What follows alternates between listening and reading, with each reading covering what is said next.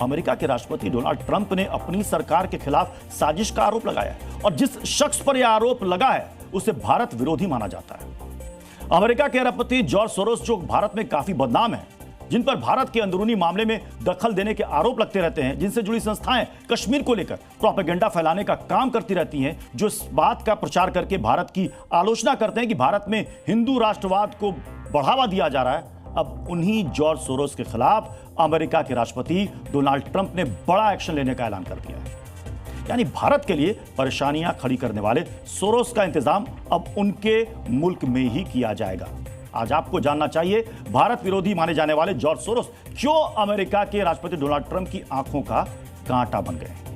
क्या George Soros America को भी अस्थिर करने के काम में जुटे हुए हैं? और अगर जॉर्ज सोरोस के पंख अमेरिका में कतरे जाते हैं तो भारत पर इसका क्या असर पड़ेगा? सबसे पहले आप अमेरिका के राष्ट्रपति डोनाल्ड ट्रंप के उस बयान को बहुत ध्यान से सुनिए जिसमें उन्होंने सोरोस को लेकर बड़ा ऐलान किया है, जिसके बाद जॉर्ज सोरोस की मुश्किलें बढ़ना तय माना जा रहा है। यानी जिस सोरोस और उनसे जुड़ी संस्थाओं पर भारत में लोगों को भड़काने का आरोप लगता है, अब अमेरिका में भी उनको पेशेवर भड़काने वाला कहा जा रहा है। उन पर अमेरिका के राष्ट्रपति डोनाल्ड ट्रंप दंगे भड़काने का आरोप लगा रहे हैं। ट्रंप ने कहा है कि ये अमेरिकी अरबपति लोगों को भड़काने और हिंसा करवाने के लिए पैसा बांट रहा है। आज आपको यह समझना चाहिए कि भारत विरोधी माने जाने वाले सोरोस को ट्रंप किस कैटेगरी का अपराधी बता रहे हैं। डोनाल्ड ट्रंप ने कहा सोरोस के खिलाफ रिको के तहत मामला दर्ज किया जा सकता है। Racketeer influenced and corrupt organisations यानी रिको एक्ट को अमेरिका में 1970 में पारित किया गया था।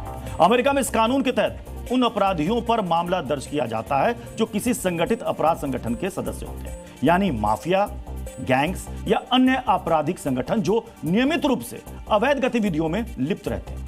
यानी जो पेशेवर अपराधी होते हैं उन पर यह मामला दर्ज होता है। अमेरिका में धोखाधड़ी, जुआ, ड्रग तस्करी, मानव तस्करी, हत्या और रंगदारी जैसे अपराधों को अवैध गतिविधियों में शामिल किया जाता है। और डोनाल्ड ट्रंप ने जॉर्ज सोरोस और उनके बेटे को अलेक्जेंडर सोरोस को इसी गंभीर कैटेगरी का अपराधी कहा है और जॉर्ज सोरोस की जांच करवाने की बात कही है। आज आपको यह भी जानना चाहिए, जॉर्ज सोरोस ने अमेरिका में ऐसा क्या किया जिससे उनको ट्रंप इतना बड़ा अपराधी बता रहे हैं। तो ट्रंप का आरोप है कि जॉर्ज सोरोस ने अमेरिका में कई हिंसक प्रदर्शनों और दंगों को बढ़ावा दिया है। ट्रंप ने दावा किया है कि ये प्रदर्शन सोरोस और उनके नेटवर्क द्वारा समर्थित थे जो बगावत और सरकार के खिलाफ असंतोष को बढ़ावा दे रहे हैं। यानी ट्रंप सीधे सीधे यही कहना चाहते हैं, सोरोस ने अपने संसाधनों का उपयोग अमेरिका में विरोध और हिंसा को बढ़ावा देने के लिए किया है। यानी हाल फिलहाल अमेरिका जिन दंगों की आग में सुलगा, अमेरिका के कैलिफोर्निया में आगजनी और उपद्रव से अरबों डॉलर का नुकसान हुआ, जिससे अमेरिका और अमेरिकी राष्ट्रपति डोनाल्ड ट्रंप की छवि दुनिया में काफी खराब हुई। डोनाल्ड ट्रंप के मुताबिक उन दंगों को जॉर्ज सोरोस ने फाइनेंस किया। अमेरिका के राष्ट्रपति ट्रंप जॉर्ज सोरोस के खिलाफ जो प्लान बना रहे हैं, अगर वो सफल होता है तो सोरोस के साथ क्या होगा, आज आपको यह भी जानना चाहिए। अगर सोरोस को पेशेवर अपराधी बताने वाली रिको जांच आगे बढ़ती है तो यह सोरोस और उनकी संस्थाओं के खिलाफ गंभीर कानूनी कार्रवाई का रास्ता खोल सकता है, जिसके तहत सोरोस की संपत्ति जब्त की जा सकती है और उन पर आपराधिक मामले चलाए जा सकते हैं। हालांकि अमेरिका में रिको के तहत मुकदमा चलाने के लिए मजबूत सबूतों की जरूरत होती है, जो अभी तक ट्रंप ने पेश नहीं किए, लेकिन उन्होंने यह दावा काफी आत्मविश्वास के साथ किया है। लेकिन डोनाल्ड ट्रंप अपने ही देश के अरबपति से इतने नाराज क्यों हैं? तो इसकी एक सियासी वजह भी है। सोरोस पर अमेरिका में दंगे भड़काने और ट्रंप सरकार को अस्थिर करने के आरोप लग रहे हैं, तो इसके पीछे सोरोस और उनकी संस्थाओं के ट्रंप के खिलाफ चलाए जा रहे अभियान है। इसके अलावा वामपंथी विचारधारा के समर्थन में जिस तरह सोरोस चंदा देते रहते हैं, ट्रंप उससे भी खफा है, नाराज है। सोरोस ने 2016 और 2020 और 2024 के अमेरिकी राष्ट्रपति चुनाव में ट्रंप के खिलाफ डेमोक्रेटिक पार्टी उम्मीदवारों को समर्थन दिया। ट्रंप के खिलाफ चुनाव लड़ने वाली डेमोक्रेटिक पार्टी को चंदे के तौर पर लगभग 1230 करोड़ रुपए दिए। सोरोस के संगठन ओपन सोसाइटी फाउंडेशंस ने समानता, नागरिक स्वतंत्रता, शरणार्थियों के समर्थन और प्रवासी अधिकारों की आवाज उठाते हुए ट्रंप प्रशासन की प्रवासी विरोधी नीतियों के खिलाफ अभियान भी शुरू किया। सोरोस ने ब्लैक लाइव्स मैटर आंदोलन का समर्थन किया, जो ट्रंप के कार्यकाल के दौरान पुलिस हिंसा और नस्लवाद के खिलाफ था। ट्रंप ने इस आंदोलन की जमकर आलोचना की थी और इसे अराजकता और देशद्रोह बताया था। ट्रंप ने 2017 में मुस्लिम बहुल देशों से अमेरिका में यात्रा पर प्रतिबंध लगाया था, जिसे सोरोस ने निंदनीय बताया और इसके खिलाफ अभियान चलाया। ट्रंप के टैरिफ वॉर और जलवायु परिवर्तन पर नकारात्मक नजरिए के खिलाफ भी सोरोस मुखर विरोध दर्ज करवा चुके हैं। यानी आप ये कह सकते हैं कि अमेरिका में ट्रंप कुछ भी करे, सोरोस उसका विरोध करते हैं। लेकिन अब ट्रंप ने कहा कि सोरोस विरोध प्रदर्शन से ज्यादा आगे बढ़कर अमेरिका में दंगे करवा रहे हैं। हालांकि सोरोस ने इन आरोपों से इनकार किया है और किसी भी तरह की हिंसा के विरोध की बात कही है, लेकिन सबूत सामने आए तो सोरोस की मुश्किलें बढ़नी तय है।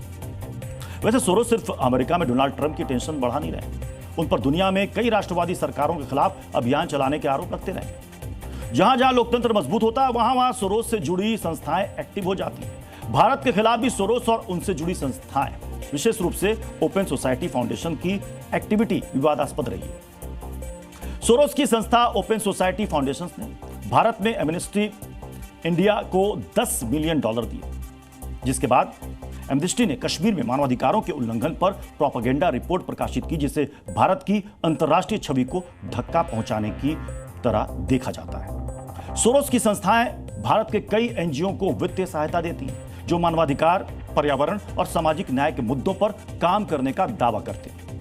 लेकिन ऐसे कई एनजीओ पर विदेशी फंडिंग की मदद से अस्थिरता पैदा करने के आरोप भी लगे हैं और सरकार ने कई संगठनों पर प्रतिबंध भी लगाया है। सोरोस धार्मिक अल्पसंख्यकों के अधिकारों और नागरिक स्वतंत्रताओं के मुद्दों पर भारत सरकार की नीतियों की आलोचना कर चुके हैं। इसे भी भारत के खिलाफ सोरोस का प्रोपेगेंडा माना गया है। वैसे एक तरफ सोरोस हैं जिन पर भारत विरोधी प्रोपेगेंडा करने का आरोप है। सोरोस अपने देश अमेरिका में भी ऐसे ही आरोपों से घिरते जा रहे हैं। दूसरी तरफ भारत में भी कुछ एनजीओ ऐसे हैं जिनकी सोरोस की संस्था फंडिंग कर चुकी है और इन संस्थाओं को भारत विरोधी बातें करने वाले लोगों को जेल में देखना नागवार गुजर रहा है। दिल्ली दंगों के आरोपी और भारत को तोड़ने वाले नारे लगाने वाले उमर खालिद की रिहाई को लेकर अब देश में कुछ मानवाधिकार संगठन एकजुट हुए हैं। एमनेस्टी इंटरनेशनल और 6 दूसरे मानवाधिकार संगठनों ने उमर खालिद को जेल से रिहा करने की मांग की है। यह स्थिति तब है जब कुछ दिन पहले ही दिल्ली हाईकोर्ट ने उमर खालिद की जमानत अर्जी खारिज कर दी थी। इसके बाद यह मामला सुप्रीम कोर्ट भी चला गया। फिलहाल दिल्ली 2020 दंगों के आरोपी उमर खालिद, शर्जील इमाम और अन्य की जमानत याचिकाओं पर सुप्रीम कोर्ट ने सुनवाई टाल दी है, जिसकी अगली तारीख 19 सितंबर तय की गई। यानी फिलहाल उमर खालिद को जेल में ही रहना पड़ेगा और इन संगठनों का प्रोपेगेंडा सफल नहीं हो पाएगा। Zee News.